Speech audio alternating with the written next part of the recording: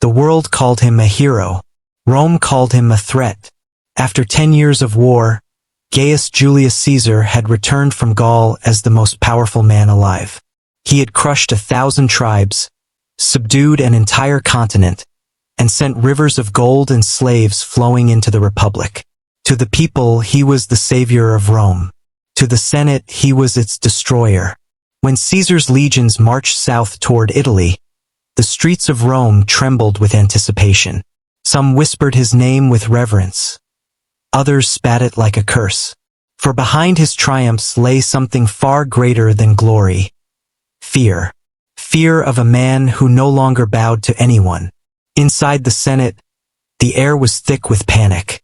The marble pillars that had once symbolized the Republic's strength now echoed with arguments and accusations. Senators spoke of honor, but what they really feared was power, Caesar's power. At the center of it all stood Pompey the Great, once Caesar's ally, now his rival. Together, they had ruled Rome as part of the first triumvirate. But Gaul had changed everything. While Pompey stayed in the city, Caesar had built an empire. While Pompey spoke, Caesar acted. And now, one man's victories had outshone another's pride.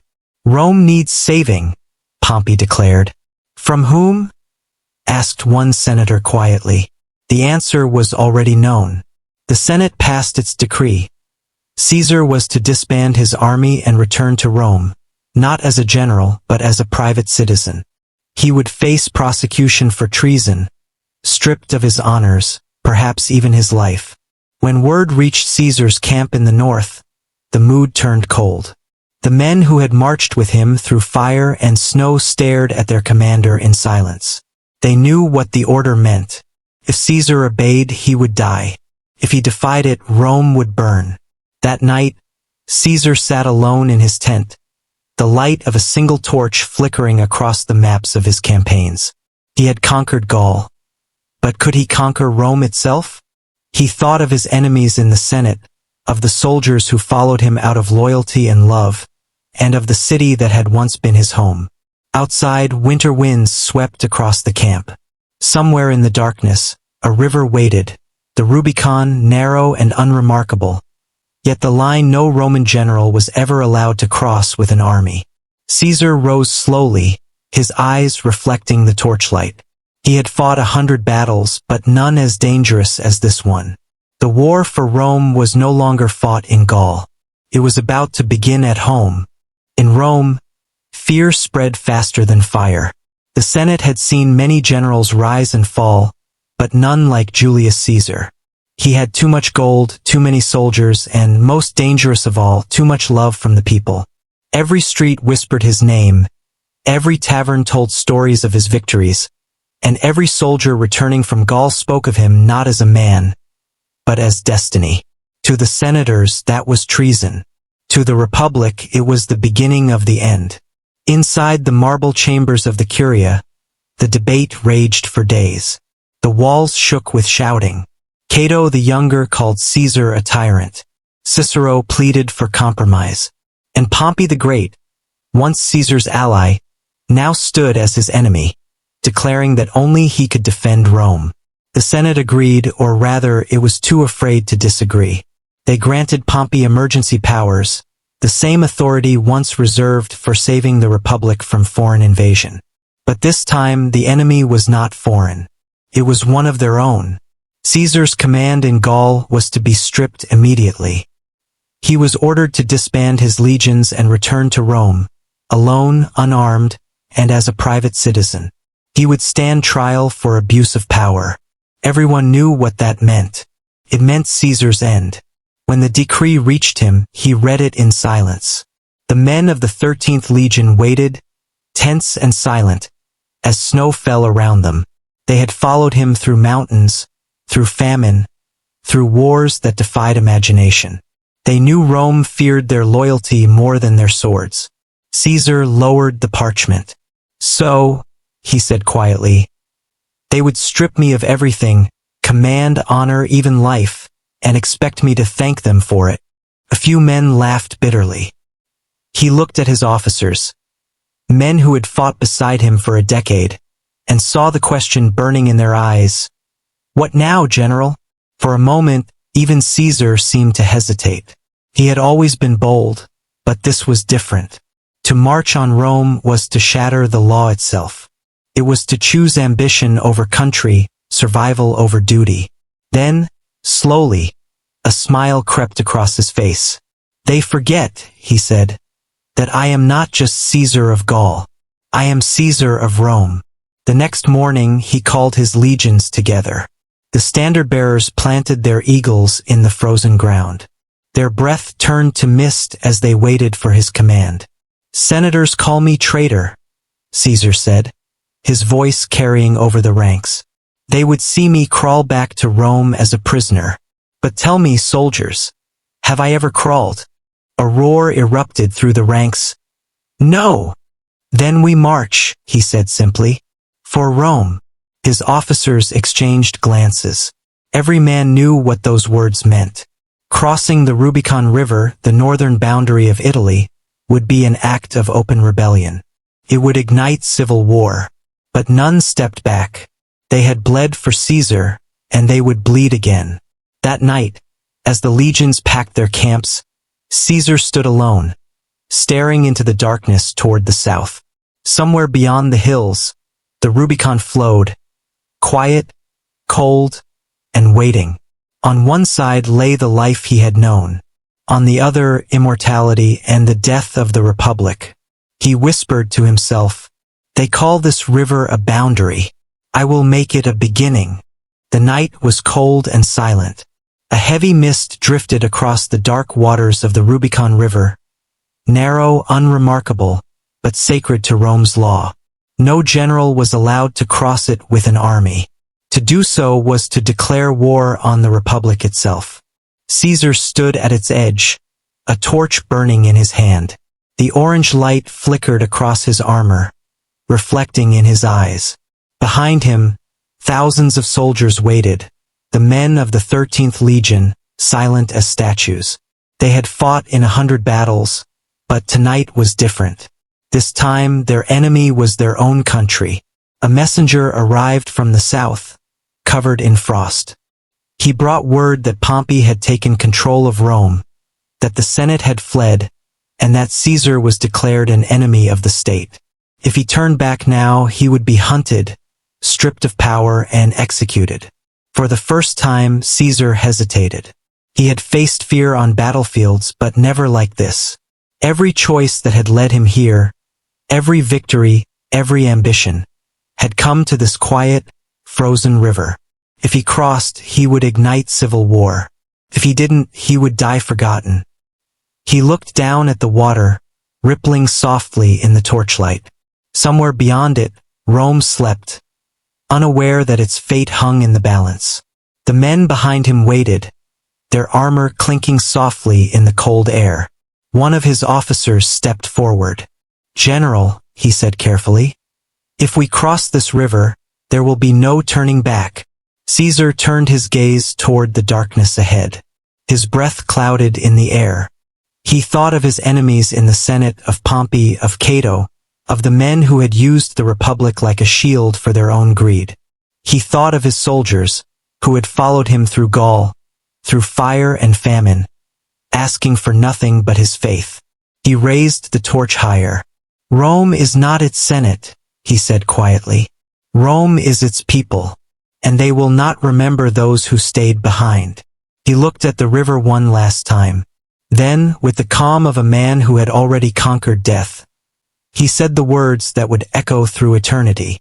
"The die is cast," and he stepped forward. The water splashed around his boots, cold and sharp, carrying the sound of history being rewritten. Behind him, the standards lifted, golden eagles gleaming in the moonlight, and the 13th Legion followed their commander into immortality. By dawn, Caesar had crossed, and Rome would never be the same again. Dawn broke over the valley in a pale wash of gold. Mist still clung to the hills, drifting low across the river. And then the silence was broken. Thousands of boots struck the ground in unison. Shields glinted, spears caught the morning light, and the 13th Legion, Caesar's most loyal soldiers, began their march.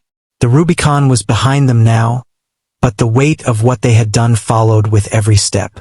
No horns sounded, no banners waved. It was not a parade. It was a revolution.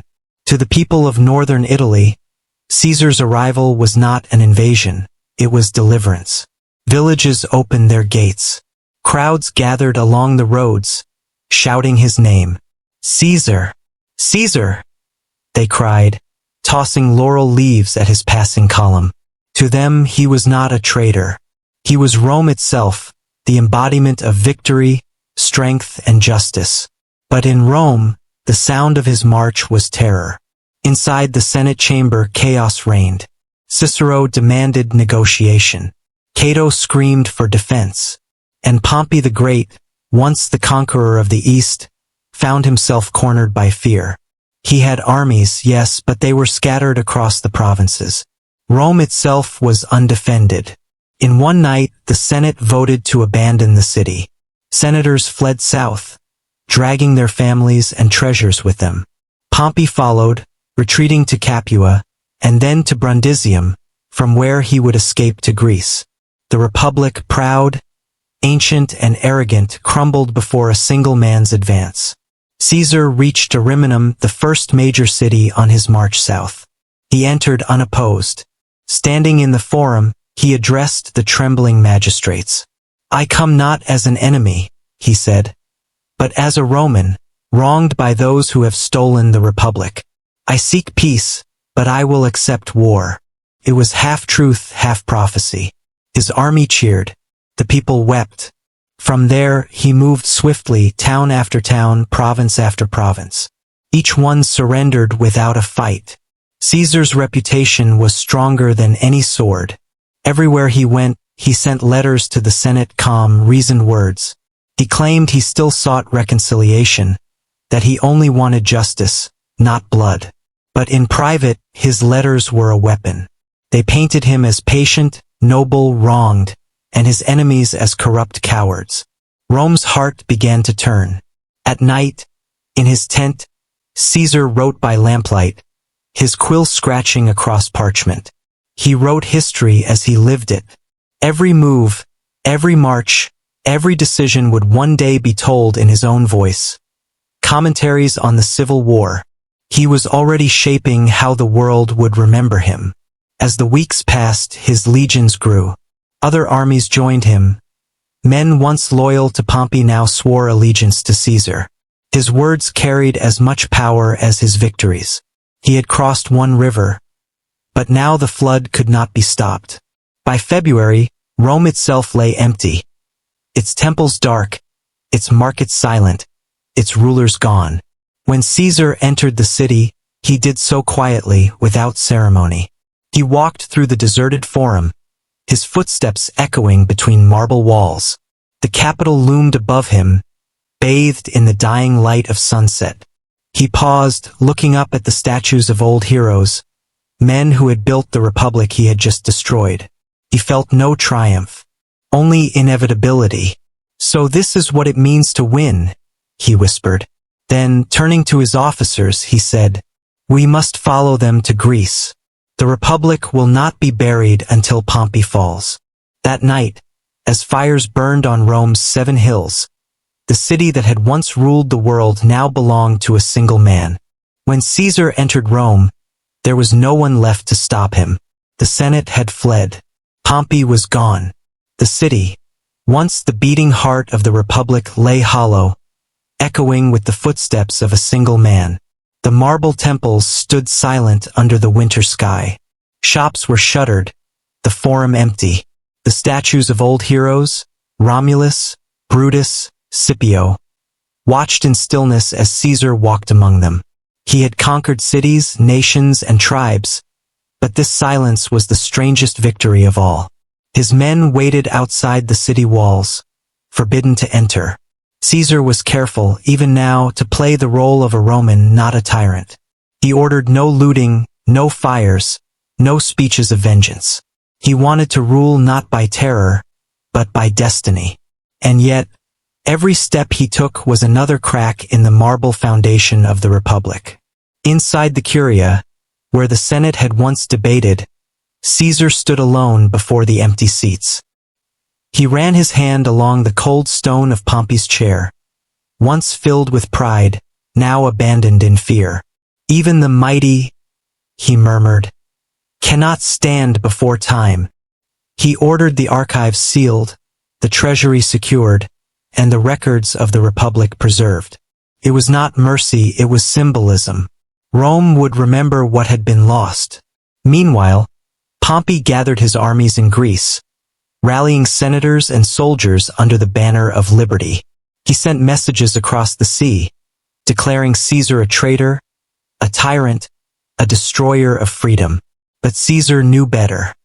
He had lived among the people, marched among them, and understood what the Senate had forgotten. The people no longer cared for the idea of freedom, they cared for survival. To them, liberty was an illusion. Bread was real. Caesar could give them both.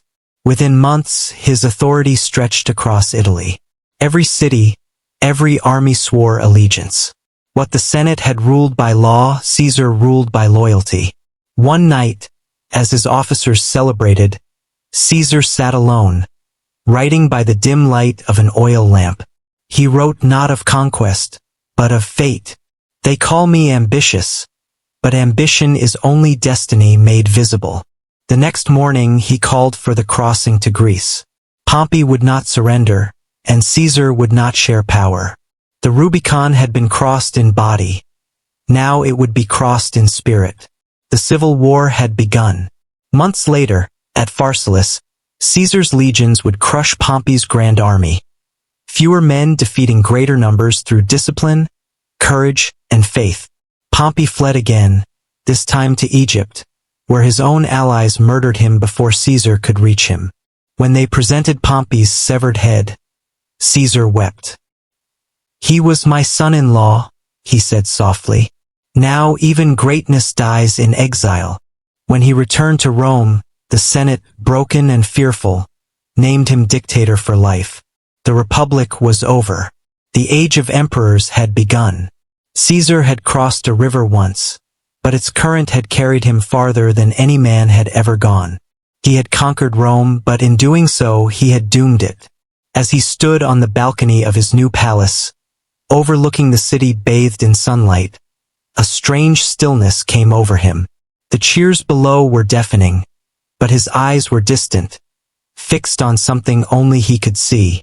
He whispered to himself, "I have crossed every river, and there are none left." The die had been cast, and the Republic had rolled into history.